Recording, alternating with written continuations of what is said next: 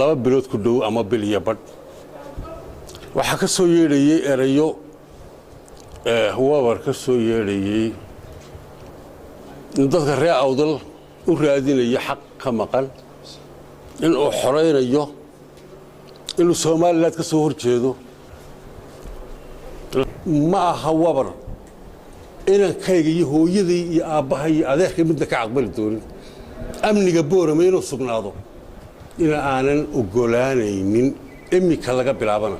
xilkaas aan gaari saaran yahay idinka oo sheeka dambe oo email iyo internet lagu qoraa way soo dhaaftay kaalaya soo diyaar garooba diyaar baan idin lahaa way la idin ma soo gurmanayo doonin